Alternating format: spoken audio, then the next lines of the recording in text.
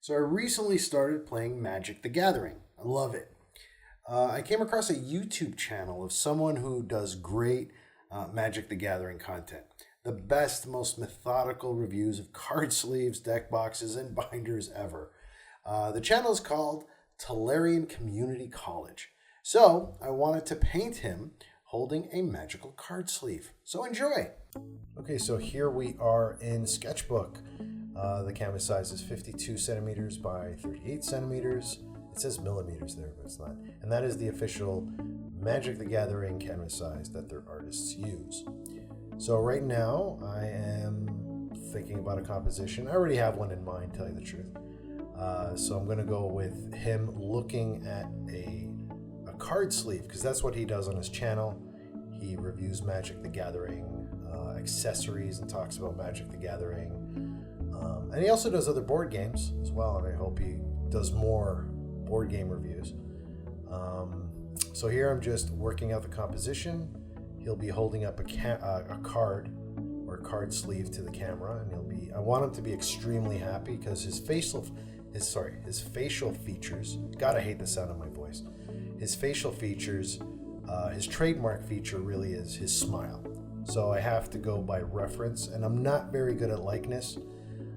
So what I'm doing here is going through his videos, trying to find a screenshot of what I think his trademark feature is, which is his smile. He tends to have squinty eyes. His mouth or smile is just a little bit crooked, and all these things give a person a personality, or what I call trademark features. So I think I captured them here. I'm trying to make it less caricaturish. I am going for sort of a realism look, but as I was painting, because his personality is so bubbly and friendly, it lends itself to more of a cartoony painting, which is more important, I think, in this piece than it would be to try and capture, realism. But I am going to go for realism as much as I can. But I want to keep that fun aspect of the painting. So it won't be line art, is what I'm saying. Cartoons have heavy black lines with flat shading. I'm not going to do that here, but I want to keep the essence, I guess you could say, of that without sounding pretentious. I just want to keep as much of that fun as I can. So right now I think at this point it was just supposed to be a painting, but then I was thinking, hey, he does Magic the Gathering related content. So I thought, hey, wouldn't it be fun to actually make a Magic the Gathering card? So I did up this little thumbnail and took the image I was working on and pasted it in. And I said, you know what? This would be great. Actually use instead of just a painting or an image, make it a card. And you know what? I think I'll print it out if it comes out decent enough and send it to him. So that's why I did that little thumbnail. So right now I'm just blocking in the colors, skin tones, and his what he's wearing in the video. That's pretty much it. This is his trademark wardrobe. He's a professor, so he wears a suit and tie. Right now I'm just putting in some, varied colors. Normally I would put more colors like greens and blues, because skin tones are not just, beige. They have reds and blues, and there's a variety of color and skin tone. So far I'm pretty happy at this point with the cartoony look. I'm putting in some shading for highlights, but like I said, I'm going to get rid of these lines because I don't want it to be line art.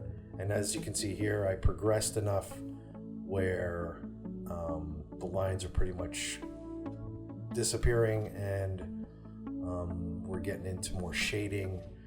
And that's what painting is. It's just pushing and pulling, what I call it, until you're comfortable or happy with what you have. Now, at this point, I found out, after looking at his face. His head shape isn't exactly like what you're seeing here. And this is the nice thing about digital.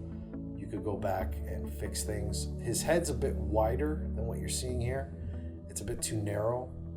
And now that it's sort of filled in and shaded, it's just too narrow. So I'll fix that later in Photoshop. Right now, I'm continuing shading his hand. His hand originally was supposed to be a lot darker because the original idea was he should have this white glowing card.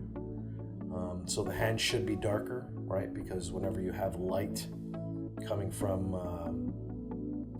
the background, the foreground object should be darker. But then I abandoned that idea, as you can see here, and just kept it nice and flat and airy. So here I'm popping it up a bit more, and as you can see, I widened his head, which I think is more, it's closer to his actual head structure. What am I doing here? I'm just, again, popping up, putting contrast and highlights here. Now at this point, his nose, I'm getting totally wrong, but because I'm doing this as fast as I can, things like this are going to happen. Normally you would go back and correct and break it down more, but I really like the expression. I like the fun, the attitude of the piece. So I just kept going and ignored the nose thing. So here I'm drawing his logo. Now I could just have, vectorized his logo and pasted it in to make it nice and crisp and clean. But I wanted the whole thing to have a painting look to it. So I'm just like, you know what, I'll just freehand it. And giving it a bit of a glow with a soft brush, just tracing it, putting some more details into the corners, making it look all Victorian, I guess, I don't know. Giving a little bit of glow on the corners. And eventually I made the whole card glow, like the edge, using a soft brush. But then I abandoned that and because it just didn't look good. So here I want to pick a background. So first I'm looking at light backgrounds and happy backgrounds. But then I thought, you know what the great contrast would be if you went darker. Like he's in this dark fantasy landscape where it's pretty much the opposite of his personality. And here he is in this dark world, fantasy world, and he's just so happy. Hey, look, card sleeve. So I thought that was, amusing. So here I'm just drawing in a temporary layer as a guide so I know what will be visible and what won't. And I'm just doing a horizon here, just basic stuff. I'm going to be adding some clouds and putting some contrast and highlights on the clouds just to give them some more depth. Testing out brushes and whatnot. This is kind of boring. Nothing much to talk about here. And the background music you're hearing is the music he uses on his videos. So it's, a lot of people use this soundtrack. I kind of like it. So I went with it because that's what he uses on his videos a lot when he's reviewing. So, right now I'm putting in some mountains in the background. Just roughly, I'm not spending too much time on the background. In fact, I think I even blurred it out a bit using a Gaussian blur, which is something I don't like to do. I don't like to really use a lot of, digital tools because I grew up when it comes to, drawing and stuff. I grew up with, you painted on. There were no special effects, as you would call. But, that's the benefit of digital, right?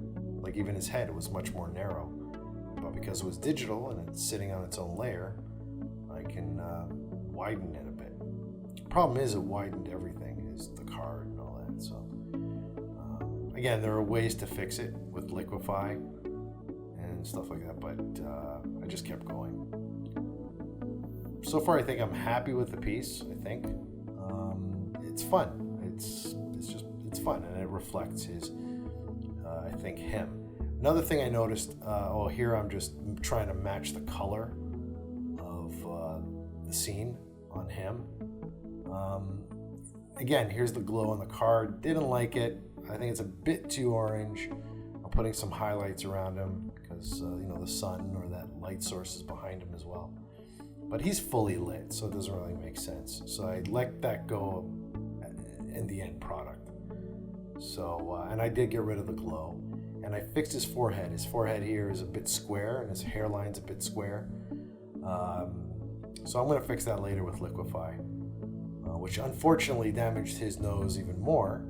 So here we are in Illustrator. I'm just using Magic the Gathering cards as a template, and I'm piecing it out from the bottom all the way up and vectorizing all the components, and then later I'll bring it into Photoshop and make it look like a Magic the Gathering card.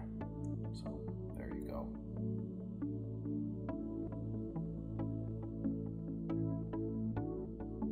All right, and now here it is. There's a final painting. Fixed his forehead. It's less square. His nose still bothers me, but and it's crooked. It's even more crooked there, but it looks fun. And here's the card.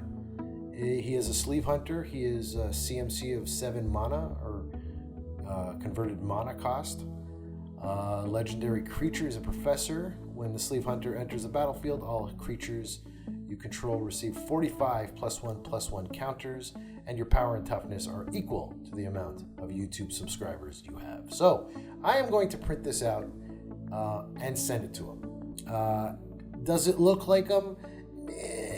I think there's some resemblance there, but like I said, the whole goal of this channel and why I record myself drawing is to